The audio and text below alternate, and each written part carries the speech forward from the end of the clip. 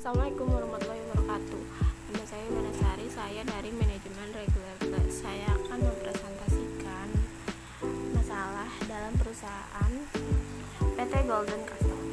Bergerak dalam bidang konveksi atau tekstil mengalami konflik antara perusahaan dengan karyawan. Konflik ini terjadi yang disebabkan oleh adanya miscommunication antar atasan dengan karyawan.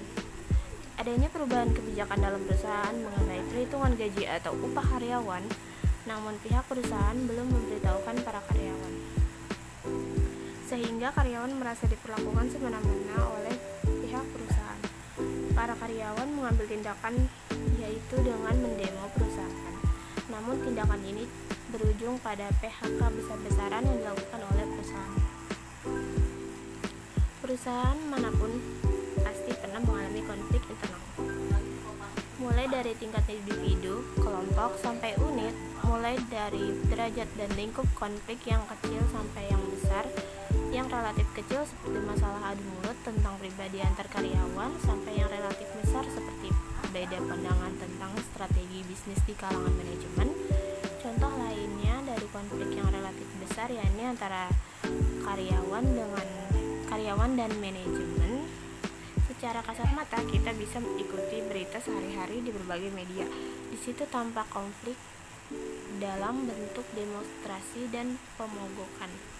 Apakah hal itu karena tuntutan besarnya kompensasi, kesejahteraan, keadilan promosi karir, ataukah karena tuntutan hak asasi manusia karyawan? Penyebab terjadinya kasus tersebut dalam perusahaan. Konflik ini terjadi yang disebabkan oleh adanya miscommunication antara atasan dan karyawan, adanya perubahan kebijakan dalam perusahaan mengenai perhitungan gaji atau upah karyawan, namun pihak perusahaan belum memberitahukan para karyawan, sehingga karyawan merasa dilakukan semena-mena oleh perusahaan. Biasanya masalah timbul karena lingkungan yang kurang kondusif di suatu perusahaan. Misalnya kondisi cahaya yang kurang atau sirkulasi yang kurang baik, dan temperatur ruangan yang tinggi sangat mungkin untuk meningkatkan emosi seseorang. Jadi kondisi dari lingkungan juga harus diperhatikan. Konflik dalam perusahaan juga sering terjadi antar karyawan. Hal ini biasanya terjadi karena masalah di luar perusahaan. Misalnya tersinggung karena ejekan, masalah ide yang dicuri, dan senioritas. Perusahaan yang baik harus bisa menghilangkan masalah senioritas. Dalam perusahaan, hal ini dapat menetralisir masalah yang akan timbul karena dengan suasana yang harmonis dan akrab, maka masalah akan sulit untuk timbul. Jadi, siapakah yang bertanggung jawab atas terjadinya kasus dalam perusahaan tersebut?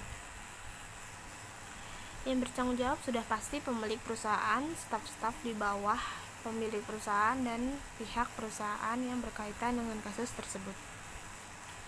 Bagaimana kondisi saat ini?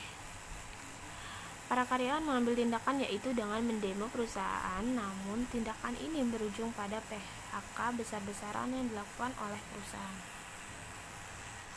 Penyelesaian kasus dalam perusahaan tersebut. Atasan harus bisa membaca pikiran atau keinginan para karyawannya. Atasan juga harus sering berkomunikasi langsung dengan para karyawannya sehingga tidak terjadi miscommunication. Begitu atasan dapat mengetahui bagaimana sifat dan keinginan para karyawan tersebut.